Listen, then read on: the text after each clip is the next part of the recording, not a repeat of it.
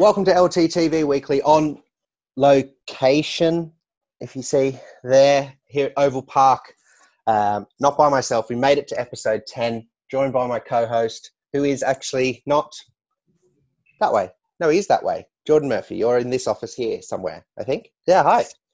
Hi. Hey, you're right. Yeah, I think it's episode 11. I missed number 10, didn't I? It was with Hajinder, and I got a load of abuse. So I figured I had to come back in. So thanks for that. No, we gave him a special because he was deserving of a special. So it's episode 10, and your contract only runs till episode 10. So we'll have to sit down on Monday with Jan and go over the books. There we go. Geordie, 2 weeks in now, phase 1 training. Have you been happy with the response of the lads? Yeah, it's been brilliant. You know, obviously, social distancing training is something that is new to all of us. But the boys have taken to it really well and given us a chance to have a real S&C focus to our training. And you've taken some pictures. You've been lucky enough to see some of the work that they've been going through. Hugely impressive by the way they've gone about it. And the guys have turned up on a daily basis, stiff and sore. Our recovery protocols haven't been what they usually would, so no massage, no ice baths. And the guys, once they finish their sessions, they're back in the cars and they go straight home. So we've not been able to feed them, so nutrition they've had to look after themselves. And it's they've taken to it really well. It's been a tough 2 weeks. The weather has I'm not sure if it helped or it's been a hindrance, but it's been pretty warm this week, and the boys have worked hard. So there's been buckets of sweat. We've even let them take their tops off at the end of the session. So it's been good. It's like being back in Australia this week. I feel like I've climatized though because I'm burning a lot, but that's okay. Geordie, some other big news this week. I don't know if I'm going to upset people by saying this, but I was a little bit maybe disappointed with some of the reaction to some signings we had. We put an international lock on the books who's coming to join us from Australia, and it maybe wasn't the pickup we thought it might be. Yeah, look, Blake is he's a hell of a player. Played for Australia. He's tough. He's exactly the body that we wanted to have, and I'm really excited about his arrival. When he gets over from Australia, I think he's going to add to our squad. Certainly has some traits that make him a really impressive individual. And from speaking to him, he's going to do well in Tigers colours. So, like anything, I've been around here long enough to know that you sign some great players who just get on with it, and they. When you announce them, they don't set anyone's alarm bells ringing. But guys like Craig Newby, Scott Hamilton have all been in the very same boat, and I'm expecting big things from a young Enniver. I think someone made the comparison the other day to Jeff Parling, who came here as a relatively underknown player, and there you go, British Lion. The other signing, Geordie, it appeared on American TV because of obviously his name, not to take away from his ability or his potential, but Harry Potter. Surely when that contract came up, you just thought about it for more reasons than just the rugby. 100%. I know it was going to make your job a lot easier. I saw the piece you did on social media in around the sorting hat. I'm not really. I read the book, so I'm a closet Harry Potter fan. I feel sorry for Leicester's Harry in that I think he's been receiving those jokes for quite a while, and I'm sure when he does play and score for us, it'll take a pretty tough commentator to not refer to the try being magical or especially Bayfield, who was in the movies. Of course. So I think it's going to take a brave commentator to steer away from that, but it won't be long before they won't be able to help themselves, I'm sure. Speaking of news, a couple of other things in the news. I'm going to probably put a bit of a dampener on things. Some negative news, you could say. Some rumours, some paper talk around players leaving, players not happy.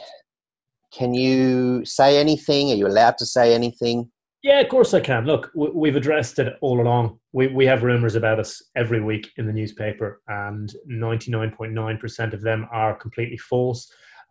We're in a tough situation at the moment in that, we're a little bit into the dark with regards to COVID and exactly what it looks like. We've had huge buy-in across the squad for the proposals we've put forward, and those discussions are ongoing and very much on an individual basis. Everyone, as we said all along, situations are very, very different. Some guys are on long-term contracts.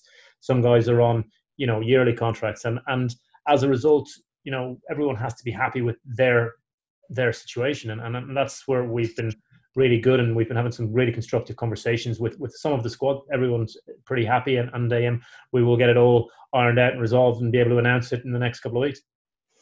Yeah, obviously, some other clubs have made some re-signing news as well. Is that something we can expect here? Yes, we've done a lot of re-signing of guys who we've had contracted, particularly some guys who've come through the academy, and that's news that we will announce in the coming weeks.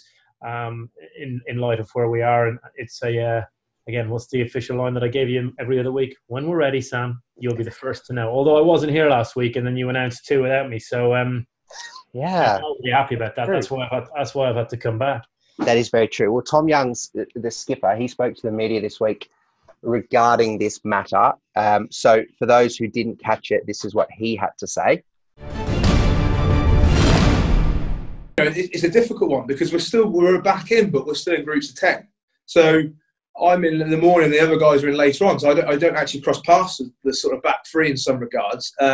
So it's still quite weird now. You're kind of like, we're back in, but as I said, it's all social distancing and groups of 10. So it's not like a normal sort of feel to it still. But so hopefully when we get to stage 2 and get back into sort of being able to come in all together and social distancing goes and we can start training, you start to then reconnect those values and stuff like that. So obviously with Borthers coming in the 1st of July, we can look forward to that and what he'll want to bring in, and then that's exciting. There's a sort of a new sort of fresh approach to things. So with those guys coming in will be fantastic as well to help, as you say, what we've gone through in the last 12 weeks has been very unique, and it'll be nice to get back to some sort of normality with a different approach to how we're going to attack the rugby and other bits and bobs.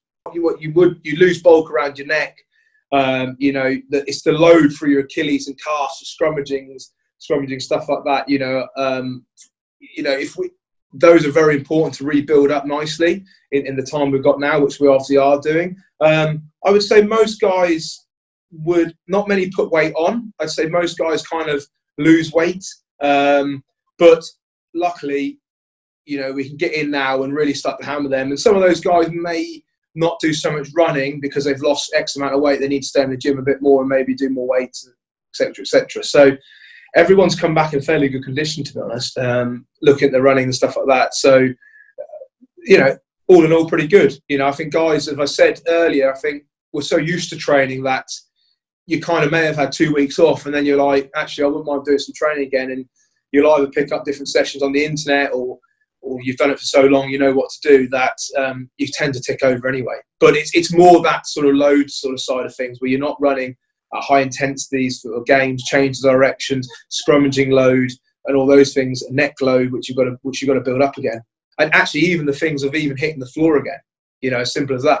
Difficult time for everyone, isn't it? I think, this coronavirus has caused some issue across the whole country, across the whole world. So it's not just rugby players in that. I think it's every business has been stressed massively.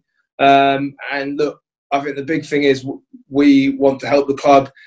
The Premiership Rugby are trying to do their bits and bobs, and we're trying to fall in line with that, if you know what I mean, and understand what's going forward and what it is. I think rugby is going to change a bit, and I think they'll look at season structure, they'll look at all sorts, and that's what they're doing, aren't they? And I can only imagine it being positive things coming out of it. It might take a knock for a little bit, but I can sure see it, kicking on from whenever we get back to going again.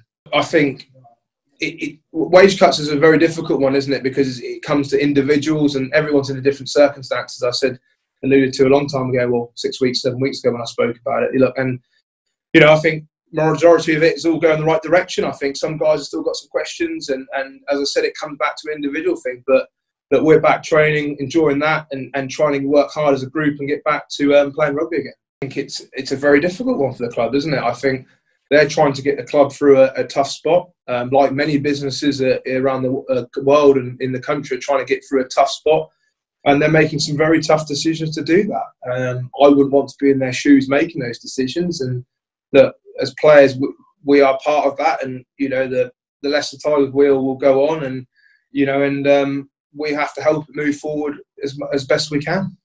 Geordie, that was the skipper's words. Would you say there's been any issues? As you say, there's things ongoing, there's conversations ongoing. I'm conscious of maybe prying and being a little bit annoying here. It's not. Look, and I know what you're going to say. Like, I think there's no way that the guys would turn up and train with the intensity that they have, and they wouldn't put in the work that they have if they're disgruntled. They're good men, good human beings. They're training absolutely flat out, buckets of sweat coming off them. We've had people passing out. We've had people throwing up. We've had people putting it in. We've had a few bumps and bruises, soft tissues, injuries from guys just pushing themselves. So, I think Tommy's hit the nail on the head. I think we're in a strong position, and once we get back to playing, we'll be in an even stronger position. I think what was most poignant of what Tommy said was that it's bigger than rugby. This is a situation impacting every business and everyone in the world, and I don't think it's just rugby union having issues, is it? No, it's the world. You open a newspaper, you see it's across there. Everyone's in a tough spot. Projections for the coming years aren't bright.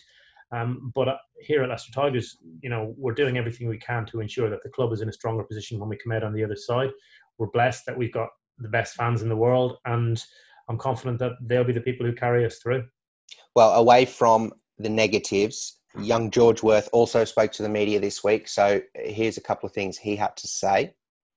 So I've only really seen about 10, 20 of the boys, just because we're in our sort of isolated groups of whatever it is. The boys that are in earlier, you don't see. The boys that are in later, you don't see. So you only see your group and the group that you overlap with. So even though we're back and it's good to be with the sort of select boys that we're with, half the squad I've not seen. Like you said, you turn up in your kit, which we've never done before. We have to wash our own kit, which is a nightmare. And we have to cook ourselves lunch and all this sort of stuff. So there's lots of little things that normally we take for granted, which we're having to do for ourselves now, which is quite tough. But no, the training's been good and everyone's working hard. They've had some people in to sort of make barriers between the weights. So we've all been allocated a slot. We go back into that slot every day. You go into your lifting station, you do your bench press, you do your squats and what have you, and then once you finish, you clean your weights down and off you go. It's quite a military operation at the moment, but it's allowing boys to get some weights through them and a bit more than we could do at home. No doubt our match fitness is some way off where we need to be, but I mean, as far as coming in and doing the fitness stuff that we've been doing, I think we're in a better position coming back than we would be if it was off the back of an off season or something like that, because we have been doing stuff during the last however long it was, 10 weeks, 12 weeks. So it's not as if we've done nothing for 5 weeks like we would in an off season. So I think we are actually fitter than we would be if it had been an off season. So we were able to hit the ground running quite hard last week and even harder again this week. Geordie, in a minute, obviously I had a chance today to catch up with Dan Cole after 2 weeks of running for the polar bear in extreme heat. So he was in a state, you could say, had some interesting things to say. But one of the things I asked him about was the young kids who have made the step up. They are the first additions who have arrived so far prior to July 1st. What have you thought of the academy kids come up? Hugely impressive.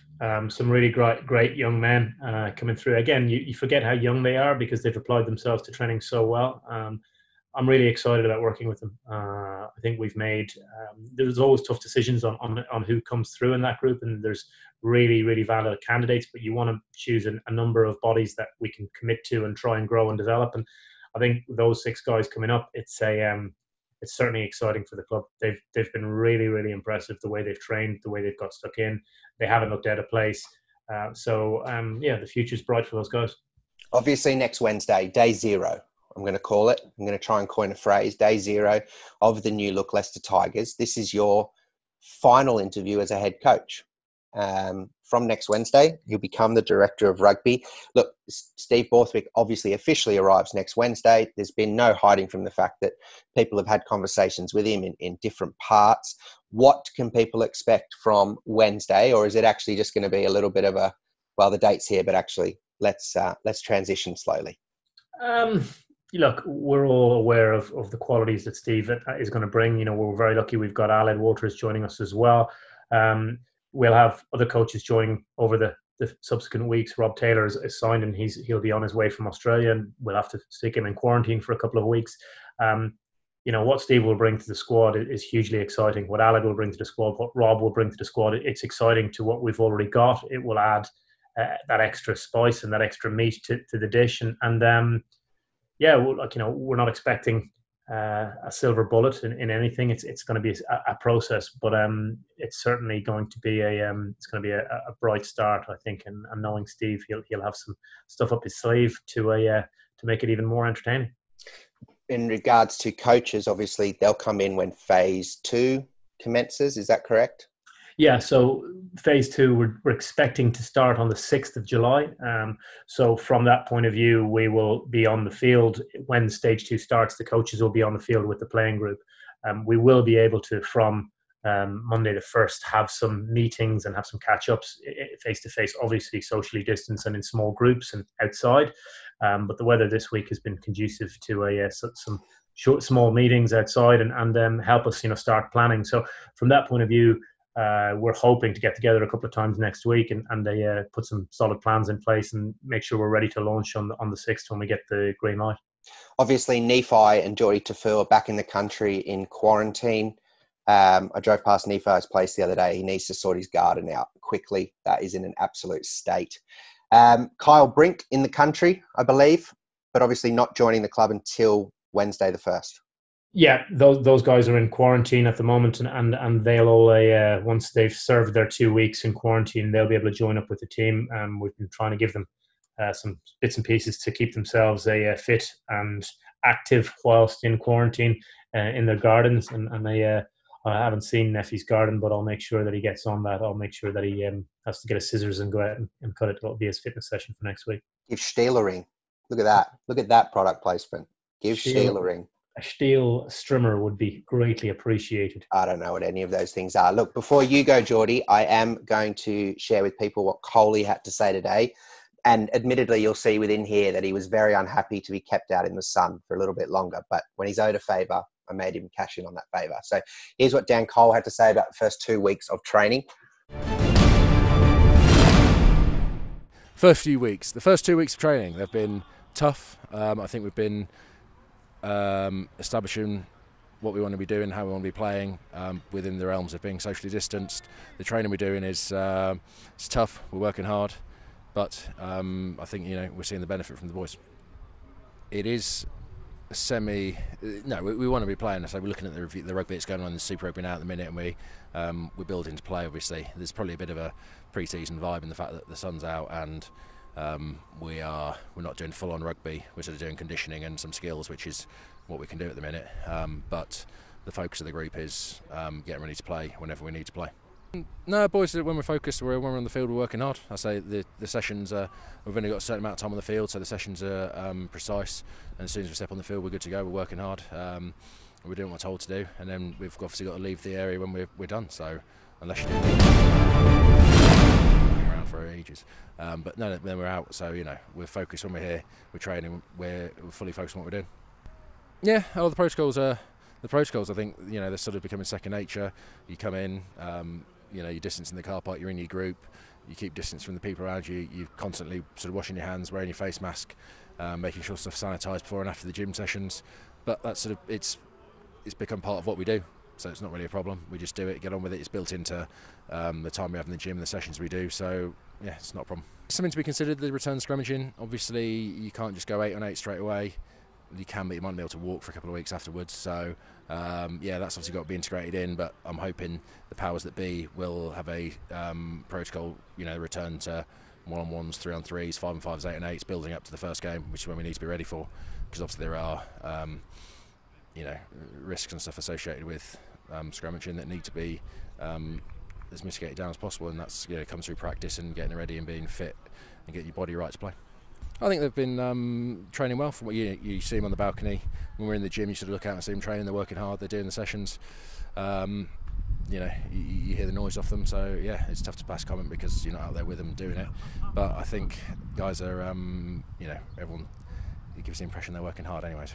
I think since everyone's returned, there's a buzz. I think some of the stuff we're doing probably has their fingerprints on it already. But when they fully dive in, next Wednesday. I think we'll see the ramp up intensity go up further, and they'll obviously be massively looking forward to leading the programme, and the boys are looking forward to being led. Geordie, maybe I'm pushing the friendship, but as Dan says, the boys have turned up. And I mean, maybe I'm reading too many message boards or Facebook threads, but people have a right, obviously, to be worried about players being disgruntled, rumours about internationals leaving, etc.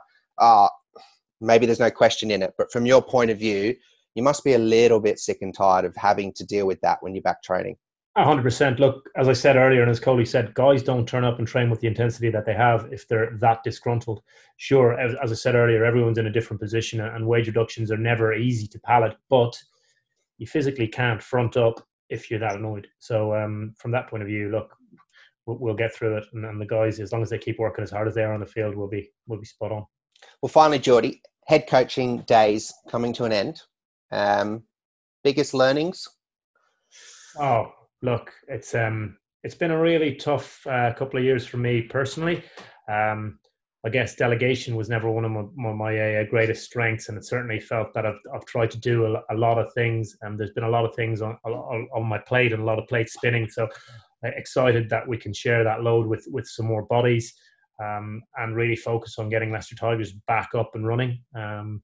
I'm excited to have the guys coming in. I'm excited to see the way the guys are working, and just see where we can get ourselves to in the next short period of time. Obviously, as a final note, from those people who have asked and are wondering about it, with Steve coming in, am I right in thinking he's in charge of the senior team on the pitch? And from your point of view, what are you looking after? Yeah, effectively, that's going to be it. Steve will look after the rugby on the pitch, and I will look after all field. So with that, we'll have daily and weekly a detailed catch up on where we see going. But all of the day-to-day planning of sessions and rugby, and that will all fall into Steve's lap. So I'm really confident he's done that for England.